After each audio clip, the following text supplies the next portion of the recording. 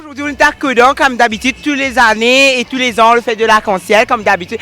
Alors aujourd'hui, c'est un moment, c'est un jour mémorable pour tout le monde, pour tous les gays, pour les drag queens, pour les travestis, les bisexuels et sans oublier, surtout les lesbiennes aussi. Pour moi, c'est un grand plaisir d'être là et c'est mort de l'amour. Et nous tous ensemble, nous sommes une famille. Et moi, ce que je suis capable de dire en tous les cas, c'est merveilleux en tous les cas, c'est magnifique comme on dit. Port-Louis, c'est la capitale. C'est dans toutes les villes, partout dans le monde. Ça se passe la plupart du temps dans les capitales. C'est symbolique. Pour nous, c'était important qu'on ne se cache plus, que pour cette 11e édition, que la marche se passe dans un endroit ouvert à tout le monde, que tout le monde connaît, le Codan, mais également le Port-Louis Waterfront, pour avoir vraiment ce partenariat entre le secteur privé et le public qui se donne la main pour faire essayer d'évoluer les choses, pour faire essayer d'évoluer les mentalités. C'est ce qu'on a essayé de faire encore cette année en essayant de réinventer la marche. Et bon, je crois qu'au vu de la diversité des gens, du public, je crois que le pari a en partie réussi à ce niveau-là. Moi j'ai une estimation de 600 personnes de la police, pas au début parce que les Mauriciens sont arrivés en retard et que nous avons commencé pile à l'heure. On s'attendait à ce qu'il y ait beaucoup de monde mais on n'avait aucune idée. C'était un peu comme notre première marche en fait cette fois-ci. On s'attendait à des réactions homophobes, transphobes, mais là ça s'est fait assez pacifiquement. Distribution de tracts, la liberté d'expression, c'est une liberté qui est acquise et qui est normale. Tout le monde a le droit de donner son avis sur le sujet, tant que c'est fait dans le respect de l'autre. Nous ne sommes pas là pour convaincre les gens, nous sommes juste là pour demander que les personnes respectent les droits humains des personnes LGBT, respectent leur liberté d'exister tels qu'ils sont.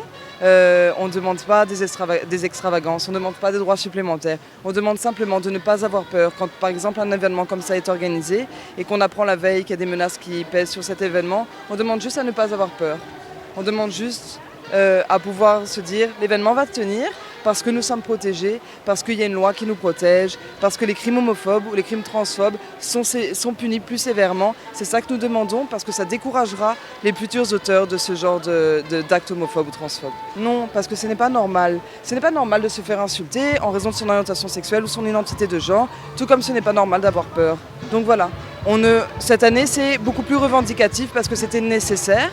Bien sûr, il y a le côté festif là, qui va commencer avec Flashback notamment, qui est très présent, mais revendicatif avec les street advocates qu'on a avec nous, et puis bien sûr avec un petit groupe de jeunes qui est là pour sensibiliser, se dire que voilà, quand on discrimine quelqu'un, quand on stigmatise, quand on insulte quelqu'un, il y a un sens derrière. Et ce sens-là, c'est généralement la société qui l'a mis, et ça fait beaucoup de mal. Donc voilà, on essaye avec cette marche de sensibiliser le plus de gens, parce que même les personnes de la communauté parfois se stigmatisent elles-mêmes et ça c'est bien triste. La police a été incroyable. Franchement, je remercie vraiment la police, la station du port et puis de Quatre Bornes pour nous avoir soutenus, pour avoir vraiment nous avoir rassurés parce qu'on était vraiment, on n'était pas tranquille et c'est normal. On était dans l'inconnu, c'était la première fois. Ils nous ont beaucoup rassurés, ils ont été présents, ils sont présents jusqu'à la fin de cette journée. Donc effectivement, le dialogue, nous sommes convaincus qu'on va pouvoir aboutir à des choses très positives par la suite, notamment en termes de formation. Deuxièmement, par rapport aux décideurs politiques que nous avons invités, pour la première fois, nous avons eu des réponses négatives, mais nous avons eu des réponses. Donc les courriers ont été considérés, les plaidoyers ont été considérés. Maintenant, nous allons chercher à obtenir des rencontres, nous allons chercher à faire entendre ce plaidoyer-là. Mais en tout cas, nous remercions déjà d'avoir considéré notre demande. Peut-être que c'est un premier pas, mais en tout cas, les choses changent, les choses évoluent. On regarde juste autour de nous et on a des compagnies qui nous soutiennent maintenant. On a qui n'ont plus peur d'afficher leur image à côté d'une marche de fierté LGBT. Et je crois que c'est un grand pas en avant pour les mentalités, pour les droits humains à Maurice.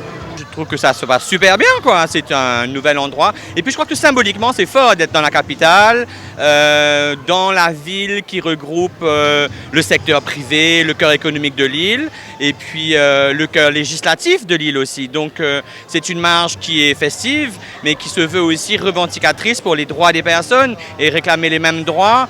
Je crois que c'est la base que tout Mauricien aspire, qu'il soit hétéro, homo, bi, lesbienne, curieux, trans.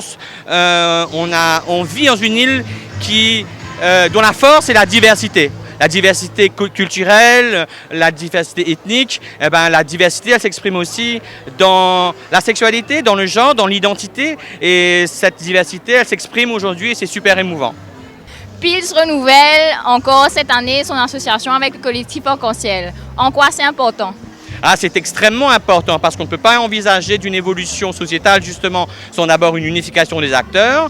Pils a toujours été présent pour dire qu'il fallait évoluer sur les questions des droits et moins de discrimination envers les personnes LGBT parce que c'est la discrimination, entre autres, qui alimente le VIH. Quand on a commencé la marche, les premières marches il y a 10 ans, le taux de prévalence du VIH chez les homosexuels était beaucoup plus faible qu'aujourd'hui. Aujourd'hui, c'est presque un homosexuel sur 5 à l'île Maurice qui vit avec le VIH. C'est énorme. Donc, il y a un vrai travail de sensibilisation à faire, de travail auprès de la communauté pour qu'elle soit informée sur le VIH, mais aussi pour qu'elle ait plus confiance d'aller vers des services qui soient adaptés. Et le collectif Arc-en-Ciel aujourd'hui a un médecin, par exemple, qui offre des services à la communauté LGBT. Et chez Pils, très bientôt, nous pensons ouvrir une clinique de santé sexuelle qui soit ouverte aux populations les plus vulnérables. Alors, pas seulement les personnes gays, mais toute personne qui souhaite venir faire un test, trouver éventuellement des traces d'infections sexuellement transmissibles et les traiter et les soigner.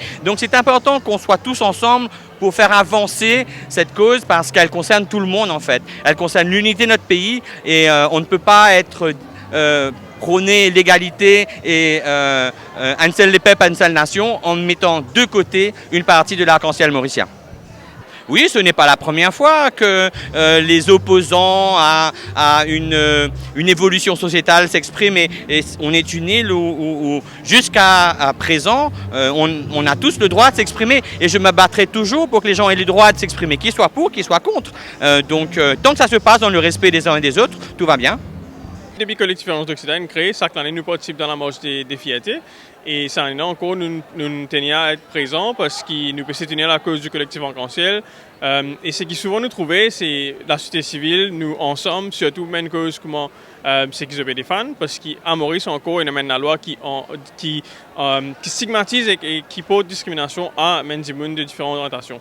Et nous là pour montrer nos soutiens et pour aussi faire du plaidoyer pour que l'autorité prenne en compte qu'il est bizarre de voir la loi qui est discriminatoire. Là.